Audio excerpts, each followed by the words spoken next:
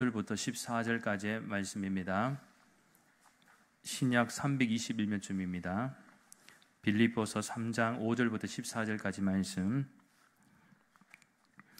우리 함께 교독하실 텐데 마지막 절은 같이 읽도록 하겠습니다. 나는 8일 만에 할례를 받고 이스라엘 족속이요 베냐민 지파요 히브리인 중에 히브리인이요 율법으로는 바리새인이요 열심으로는 교회를 박해하고 율법의 의로는 흠이 없는 자라. 그러나 무엇이든지 내게 유익하던 것을 내가 그리스도를 위하여 다 해로 여길 뿐더러 또한 모든 것을 해로 여김은 내 주 그리스도 예수를 아는 지식이 가장 고상하기 때문이라. 내가 그를 위하여 모든 것을 잃어버리고 배설물로 여김은 그리스도를 얻고 그 안에서 발견되려 함이니 내가 가진 의는 율법에서 난 것이 아니요 오직 그리스도를 믿음으로 말미암은 것이니 곧 믿음으로 하나님께로부터 난 의라. 내가 그리스도의 그 부활의 그 고난에 참여함을 알고자 하여 그의 죽으심을 본받아 어떻게 해서든지 죽은 자 가운데서 부활에 이르려 하노니 내가 이미 얻었다 함도 아니요 온전히 이루었다 함도 아니라 오직 내가 그리스도에게 전한 바 된 그것을 잡으려 달려가노라. 형제들아 나는 아직 내가 잡은 줄로 여기지 아니하고 오직 한 일 즉 뒤에 있는 것은 잊어버리고 앞에 있는 것을 잡으려고 표대를 향하여 그리스도 예수 안에서 하나님이 위에서 부르신 부름의 상을 위하여 달려가노라. 아멘. 할렐루야. 오늘도 거룩한 주일을 맞이하며 하나님을 예배하기 위해서 주님의 전으로 나오신 여러분을 주님의 이름으로 환영하고 축복합니다. 사실상 오늘 주일부터 이제 한동안 장마가 시작되는데요. 무더운 날씨와 함께 장마 기간 가운데도 하나님께서 여러분의 건강을 지켜주시고 보호해 주시길 예수님의 이름으로 간절히 축원합니다. 오늘 이 시간에는 자기 합리화를 넘어 자기 객관화로라는 제목으로 잠시 하나님의 말씀을 나누도록 하겠습니다. 미국에는 여러 많은 주간지가 있지만 역사적으로나 전통적으로 볼 때 대표적인 두 주간지가 있다면 바로 뉴욕 타임즈와 뉴스위크입니다. 그런데 이 두 주간지는 이 출발하는 시각과 관점이 좀 다르다는 것을 알 수가 있습니다. 그러니까 뉴욕 타임즈 같은 경우는 인물 중심으로 내용을 전개해 가는 것을 볼 수가 있습니다. 그래서 표지도 아마 보시면 아시겠습니다만 이 뉴욕 타임즈는 전통적으로 그 시대를 이끌어가는 지도자들이라든지 특정 인물의 사진을 이렇게 많이 싣고 있다는 것입니다. 우리나라 출신의 인물들도 꽤 많이 실리기도 했습니다. 이유가 있다면 인물을 잘 연구하고 분석하면 우리 사회 현상과 사건들을 잘 해석해 나갈 수 있다라는 것입니다. 그러나 반대로 뉴스위크지는 인물보다는 사건을 중심으로 풀어가고 있습니다. 즉 현실과 역사적인 사건을 잘 분석하면 우리 사회가 처한 문제들을 잘 해석하고 풀어갈 수 있다라는 것이죠. 그래서 표지를 보면 대체적으로 인물보다는 일어난 주요한 사건에 대해서 싣는 경우가 많습니다. 물론 각자의 시각과 시선에서 바라보고 또 분석하는 것은 나름대로의 특징과 의미가 있다고 생각합니다. 그렇다면 우리가 읽는 성경은 어떨까요?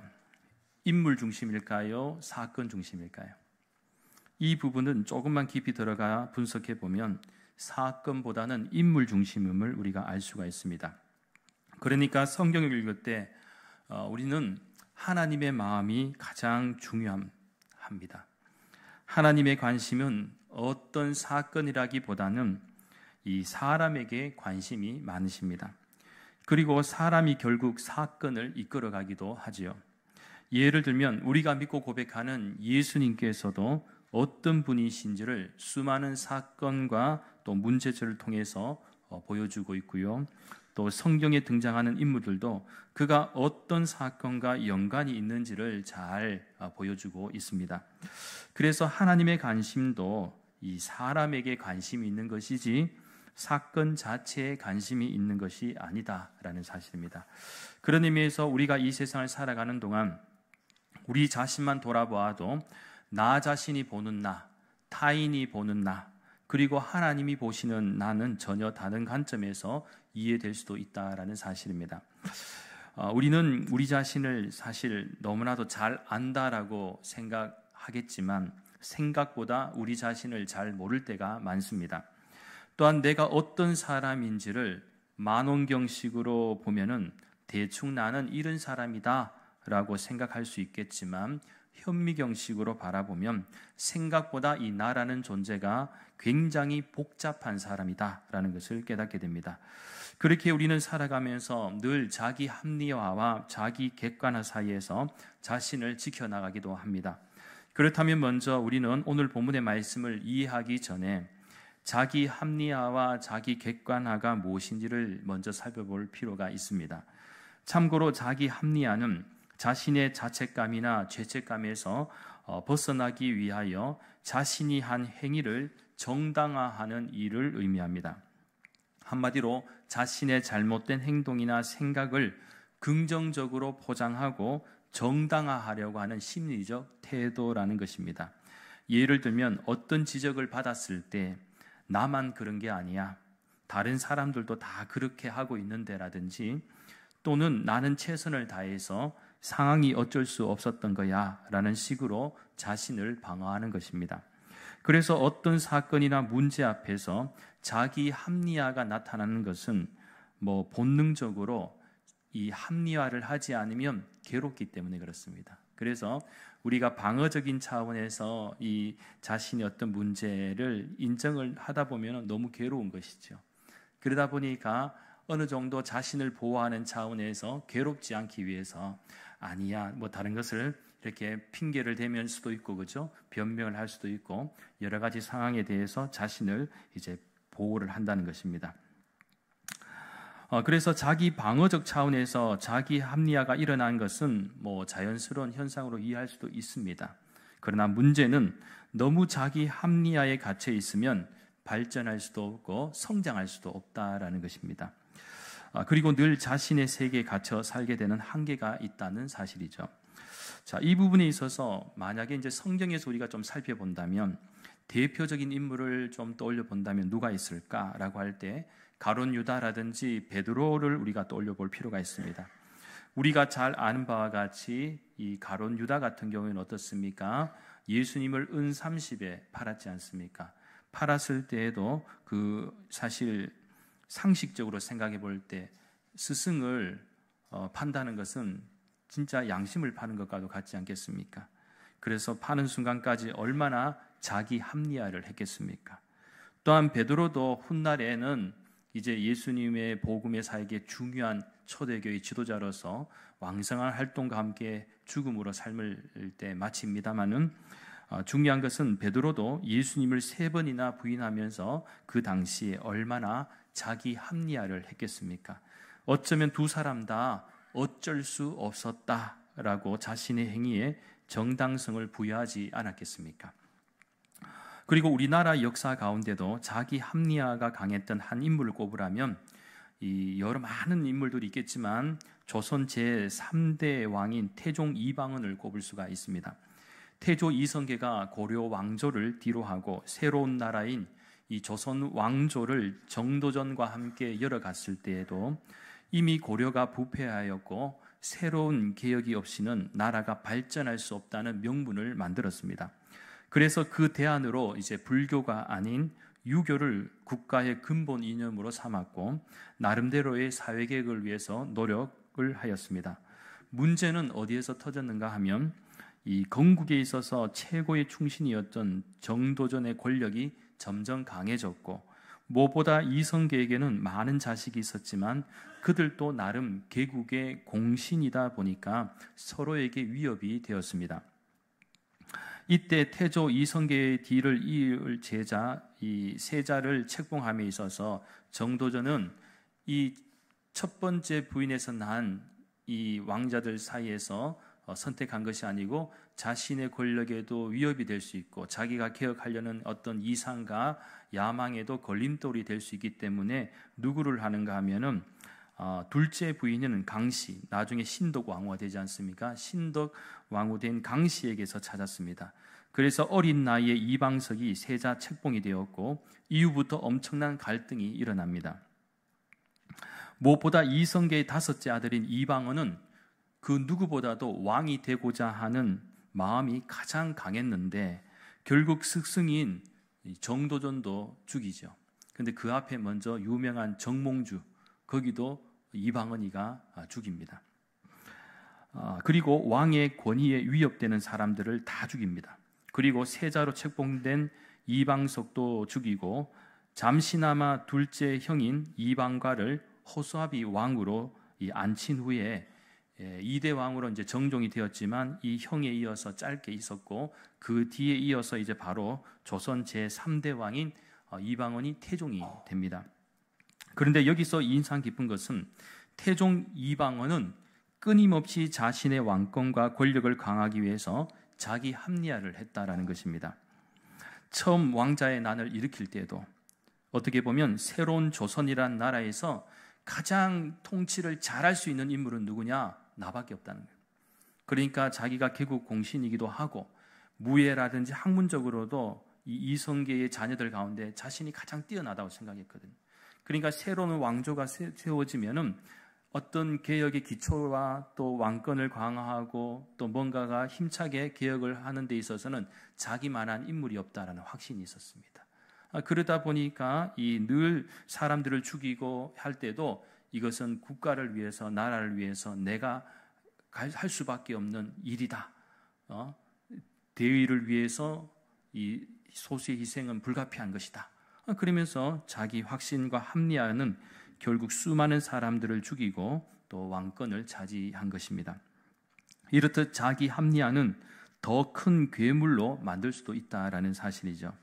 하지만 훗날 평가로는 모든 왕에게도 공과 과가 있듯이 태종 이방원은 아들 세종, 그러니까 세종대왕 아시지 않습니까? 4대 왕이 훈민정음을 창조한 세종에게 왕위를 물려줄 때까지 조선 초기의 왕조를 보다 튼튼하게 만들어갔고 새로운 체제를 구축하였습니다. 예를 들면 사병제도 같은 것도 폐지했고 호패법을 만들었고 전국을 팔도로 개편한다든지 그리고 신문고 제도도 만들기도 했습니다. 아무튼 이 태종 이방원 같은 경우에는 강력한 왕권을 가지고 자기가 개혁하고 싶은 것을 줄기차게 밀고 나갔지만 그 가운데에서 수많은 희생자가 있었는데 거기에서 가장 도드라진 것은 자기 합리화였다는 것입니다. 자, 두 번째는 자기 객관화인데 자기 객관화는 객관적인 사실에서 자신을 바라보는 것을 의미합니다. 즉 자신의 내면과 외면을 있는 그대로 편견 없이 관찰하고 이해하려고 노력하는 것이죠.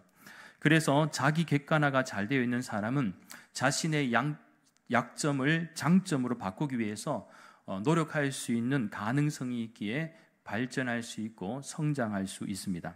그러나 여기서 오해하지 말 것은 자기 합리화가 반드시 나쁘다는 것은 아닙니다. 오히려 때로는 자기 합리화가 나 자신을 버티게 하는 힘이 될 때도 있다는 것이죠. 그래서 모든 것을 다 수용한다 하면 아무리 멘탈이 좋은 사람이라 할지라도 계속 부정적인 것을 받으면요 자기 합리화가 안 이루어지고는 무너질 수밖에 없거든요. 그러다 보니까 어느 정도 자기 합리화를 할 수가 있고 버티는 힘이 될 수도 있지만 너무 지나치면 문제가 될 수가 있다는 거예요. 자기 방어를 어느 정도 할 수 있는 것은 나름대로의 그래도 인정할 수 있는 부분이라는 것입니다. 그리고 자기 객관화도 그렇습니다. 너무 자기 자신을 객관화시켜서 이해하다 보면 자칫 낮은 자존심에 빠질 수 있다는 것이죠. 나는 못생겨서 너무 인정해버리면 정말 낮은 자존감으로 살 수밖에 없거든. 못생겼지만 나는 내 마음이 너무 착해 라든지 뭔가가 나를 좀 세워줄 수 있는 자기 이 자존감을 높일 수 있는 그런 모습도 필요한 것이죠. 너무 정확하게 나만을 보면은 또 나만을 정확하게 보려고 하다 보면 다른 사람도 때로는 너무 객관화시켜서 정확하게 얘기하다 보면 상대방에게 조언을 할 때에 상처를 줄 수도 있다는 것입니다. 그래서 예를 들면 얼마 전에 세계적인 팝 가수이자 영국이 난 이 팝스타인 에드 시런이라는 가수가 있습니다. 굉장히 유명한 가수인데요. 이 에드 시런이 자신에게 매 순간마다 세계에서 엄청난 팬 네트를 받습니다. 팬레터를 받는데 그 수많은 팬레터 가운데서 가장 인상 깊었던 편지글이 있어서 그것을 너무나도 인상 깊어서 자신의 인스타그램에다가 올렸습니다. 그런데 그 수많은 팬레터 가운데 인상 깊었던 그 편지가 누가 보낸 것이냐? 이 한국 팬으로부터 받은 것입니다. 우리 대한민국에서 한 인물이 보냈는데 그것이 화제가 됐는데 내용은 이렇습니다. 에드 시런에게 그리고 갈로 해서 최고의 가수 갈로 닫고 이렇게 놓은 뒤에 이 셔츠가 마음에 들기를 바랄게요. 그리고 당신은 조금 못생겼지만 당신을 사랑해요. 자기에게 이렇게 써요. 너무 솔직하게 본인도 좀 못생겼다고 생각하는 거 있는데 대놓고 못생겼다고 하는 이런 팬 처음 본 거예요. 그래서 이 인스타그램에 하면서 짐이 미국에 있는 쇼까지 나가서 이걸 소개하는 그런 내용도 있었습니다. 이 한국 팬이 객관화가 아주 잘 되어 있는 인물인 것 같습니다. 다행히도 에든 시런은 유쾌하게 웃으면서 좋게 잘 이렇게 넘어간 것 같습니다. 자, 그런 의미에서 자기 객관화가 가장 잘 된 인물을 오늘 본문에서 우리는 발견할 수가 있는데요. 그는 바로 사도 바울입니다. 사도 바울은 오늘 본문 5절과 6절 말씀에서도 자신의 과거를 잘 설명하고 있죠. 즉 8일 만에 할례를 받았고 이스라엘 베냐민 지파 출신이고 또 히브리인 중에 히브리인임을 강조합니다. 또한 율법으로는 바리새인이고 또 열심으로는 교회를 박해하고 율법의 의로는 흠이 없는 자라고 설명하고 있습니다. 이 부분을 보면 당시 사도 바울이 초대교회와 또 많은 그리스도인들로부터 공격을 받았던 것이 무엇이냐 하면 바로 사도성입니다. 사도성. 여기에 대한 마치 그의 자기 합리화처럼 보이는 장면일 수도 있지만 그렇지는 않습니다. 자기 합리화나 자기 방어로만 오늘 본문의 말씀을 이해하기에는 사도 바울이 그동안 너무나도 참고 사역했던 세월이 길었다는 것이죠. 일일이 다 설명하기는 어렵지만 늘 공격받을 때마다 사도 바울이 사실 과거 자신이 행했던 부끄러운 모습들이 이 발목을 잡고 있었기 때문에 이 사도 바울도 그 부분을 인정하고 있는 것이죠. 과거의 나를 봤을 때는 맞아, 예수님을 믿는 사람들 핍박했고요. 또 여전히 내가 참 부끄러운 부분이 있다는 것을 인정하고 있다는 것. 그렇기에 이 사도 바울을 반대하는 사람들의 입장을 충분히 이해한다는 것입니다. 그렇게 여기서 자기 자랑은 전혀 느껴지지 않는 것은 이제 바로 7절부터 9절까지의 말씀에 우리가 주목하면 사도 바울은 이 부분을 강조하기 위해서죠. 그러나 무엇이든지 내게 유익하던 것을 내가 그리스도를 위하여 다 해로 여길 뿐더러 또한 모든 것을 해로 여김은 내 주 그리스도 예수를 아는 지식이 가장 고상하기 때문이라. 내가 그를 위하여 모든 것을 잃어버리고 배설물로 여김은 그리스도를 얻고 그 안에서 발견되려 함이니 내가 가진 의는 율법에서 난 것이 아니요 오직 그리스도를 믿음으로 말미암은 것이니 곧 믿음으로 하나님께로부터 난 의라. 무엇을 말하는 것입니까? 사도 바울이 강조하는 바는 부끄러웠던 과거를 합리화하거나 어떤 변명을 하려고 하는 것이 아닙니다. 오히려 서신 곳곳에서 사도 바울은 자신에 대해서 뭐라고 고백을 했습니까? 나는 괴수 중에 괴수이다, 죄인 중에 죄인이다라고 고백을 합니다. 자신의 입장을 잘 알고 있습니다. 그래서 사도 바울은 물론 과거의 나의 부끄러운 모습은 있지만 과거보다 지금의 모습을 보라는 것입니다. 지금 내가 어떤 존재로 살아가고 있느냐? 지금은 오직 예수님을 위해서 사는 삶을 살고 있다. 내게 유익하던 그 모든 것들도 그리스도를 위해서 다 해로 여긴다. 배설물로 여기고 있다. 이런 과거 자신이 가지고 있는 학식과 사회적인 위치 그리고 성장 배경과 그 모든 것이 나에게는 지금 큰 의미가 없다는 것이죠. 내가 아무리 똑똑하고 과거에 대단한 인물이었다 하더라도 지금 나는 그거를 얘기하는 것이 아니고 지금 내가 누구를 위해서 무엇을 하고 있는가를 보라는 것입니다. 한마디로 지금은 오직 예수님을 위한 신실한 종으로서의 사도 바울이 존재할 뿐이다 하는 것입니다. 그런 의미에서 사도 바울의 삶은 회심하기 전과 회심한 후로 나눌 수가 있습니다. 회심 전의 모습은 율법 아래에서 자기 합리화가 강한 인물이었습니다. 스데반이 돌에 맞아 죽을 때도 사도 바울은 그 당시에 곁에 있었죠. 가까이에서 보면서 스데반 집사가 돌에 맞아 죽을 때도 당연하다고 생각했습니다. 이 당연한 것으로 생각을 했고요. 또 그리스도인들 핍박하고 박해할 때도 강한 자기 합리가 있었다. 이건 내가 하는 것은 이 사람들 죽인다 할지라도 이것은 율법적인 기준으로 볼 때는 잘못된 것이다 라고 합리화를 하면서 계속해서 이렇게 사람을 해하는 것도 그럴 수 있다는 거예요. 이것은 정의로운 일이라고 생각을 할 수 있었다는 것이죠. 그러나 다메섹 도상에서 예수님을 만난 후에는 결국 자신이 죄인임을 깨닫게 되었고 자신이 무엇을 해야 하며 무엇보다 자기 자신에 대한 분명한 객관화가 형성되었습니다. 그래서 과거의 자신이 어떠하든지 지금은 회개하고 회심한 자신이 있을 뿐이며 지금은 오직 표대를 향해서 그리스도 예수 안에서 하나님의 부르심에 합당한 상을 받는 자로 달려가길 소망했습니다. 따라서 사도 바울은 예수님을 만나는 순간부터 세상의 선을 넘어버렸습니다. 그것도 세상이 제시하고 세상이 안전하다고 생각하는 선, 이 라인을 넘어버렸다는 것이죠. 사람들은 선을 참 좋아합니다. 그리고 어느 선에 서 있느냐에 따라서 자신의 정체성이 정해지고 그 선을 지키는 것이 가장 안전하다고 생각하기도 합니다. 문제는 인간이 그은 선은 때때로 자신을 위한 이기적인 잣대가 될 때가 있습니다. 즉 인간의 이기심과 안전에 대한 욕구는 점점 더 많은 선을 그으려고 한다라는 것이죠. 그래서 간혹 선은 아군과 적군을 분명하게 드러냅니다. 대한민국 정치에서 옳고 그름이 사라지고 내 편을 무조건 감싸고 도는 이유도 바로 선에 있습니다. 선이 무서운 것은 타인에게도 그 선을 요구한다는 것이죠. 오늘날 정치에도 여당과 야당이 있습니다만 그들에게서 한 번씩 안타까웠고 참 불안할 때가 언제입니까? 누가 봐도 저것은 불의하고 잘못됐는데도 불구하고 내 편이기 때문에 거기서 선을 넘지 말라는 것입니다. 같은 편이기 때문에 공격하지 말라는 것입니다. 그냥 입 다물으라는 것입니다. 선을 넘으면 너도 공격이 대상이 된다는 거예요.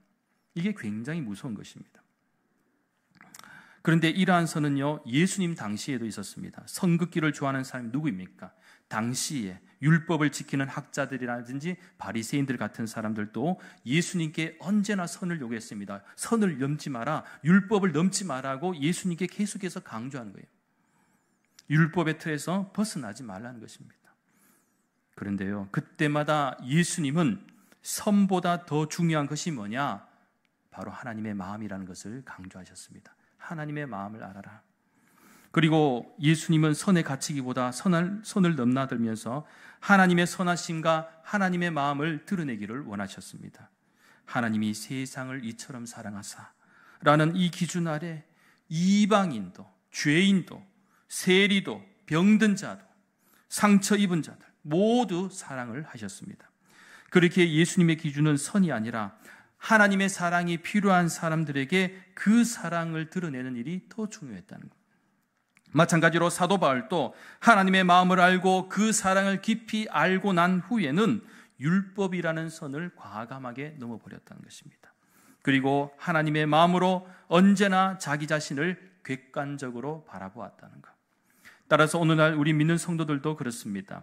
국민을 위해 일한다는 정치인도 그렇습니다. 정말 옳은 일이라면, 정의로운 것이라면 선을 고집하는 사람에게 욕을 먹을 각오가 되어 있으면 좋겠습니다. 여당이든 야당이든 틀린 것 같다면 동조하는 것이 아니라 기꺼이 잘못을 인정할 줄도 알고 인정하는 사람에게는 비난과 비판보다는 포용하고 또 관용하는 자세가 있으면 좀 더 나은 소통과 발전을 향해서 나아갈 줄 믿습니다. 뻔히 잘못된 것인 줄 알면서도 내 편이라는 이유만으로 감싸주고 보호하려고 한다면 함께 우리가 죄를 짓는 것임을 알아야 할 것입니다. 그렇습니다. 오늘 우리 시대의 믿는 성도들에게는 하나님께서 우리들에게 맡겨주신 귀한 사명과 명령이 있습니다. 우리는 그것을 복음이라고 합니다. 주님의 복음을 온전히 전하기 위해서는 우리 자신이 언제나 죄인이고 사도 바울처럼 자기 객관화가 되어 있어야 합니다. 그러나 무엇보다 하나님의 일을 하든지 세상의 일을 하든지 간에 우리 믿는 성도들에게 있어야 할 바는 어떤 율법이나 선이 아니라 하나님의 마음, 하나님의 사랑을 잃지 않는 열심입니다. 그리고 하나님의 일을 하든 세상의 일을 하든 자기 합리화가 아니라 자기 객관화의 관점에서 최선을 다하는 것이 가장 바람직한 모습입니다. 그래서 여러분, 지금 코로나 이후에 여러분 자신을 한번, 믿음과 삶을 한번 돌아보십시오. 요즘도 나는 여전히 자기 합리화로 살고 있지는 않은지, 하나님 주의 일을 하고 싶은데도 뭐 이러이러해서 못합니다, 뭐해서 못합니다, 계속해서 아실 거야, 내가 이런 상품과 상을 다 아실 거야, 이런 마음으로 계속 자기 합리화를 하고 있다면 더 이상 발전이 없다는 것이죠. 성장이 없다는 것입니다. 오히려 나 같은 죄인을 살리신 그 예수님의 은혜를 생각하고 주의 일을 위해서라면 어떻게든 내가 무엇을 할 것인지를 하나님께 물으며, 마치 이는 운동할 때도 그렇지 않습니까? 이 근력이 생기고 근육이 생기려면 조금이라도 운동을 해야지 건강해지고, 그죠? 근력도 붙고 뭔가가 일을 할 때도 잘 감당하게 될 텐데, 계속 아이고 힘들어, 운동 하루 이틀 하고 안 되고 막 힘들다고 하고 계속 안 해보십시오. 근력이 빠집니다. 근육도 안 생깁니다. 더 아픕니다. 계속 아픕니다. 그러면 못해요. 마찬가지죠. 우리가 하나님의 일을 하겠다, 세상의 일을 하겠다, 뭔가를 목표를 가지고 간다면 어쨌든 하나님, 내가 하나님의 일을 할 때에 내가 이런 형편을 알아주십시오라고 하기보다는 주여 나를 들어 사용하여 주시옵소서라는 강력한 이 자기 확신을 가지고 하는 것이 더 의미 있고 보람된 의미를 꼭 기억했으면 좋겠습니다. 바라기는 오늘 사도 바울의 고백을 통해서 우리가 배울 수 있는 것은 과거의 내가 아니라 지금 나의 모습이 중요하다는 것입니다. 지금 나의 믿음과 삶을 객관적으로 바라보길 바랍니다. 그리고 지금 나는 얼마나 하나님의 마음과 사랑으로 열심을 가지고 있는지 돌아보면서 사도 바울의 이 고백처럼 우리 역시 주님의 고난과 부활에 동참하며 표대를 향하여 그리스도 예수 안에서 하나님이 위에서 부르신 부름의 상을 위하여 마지막까지 전심으로 달려가는 복된 인생이 될 수 있기를 예수님의 이름으로 간절히 축원합니다. 기도드리겠습니다.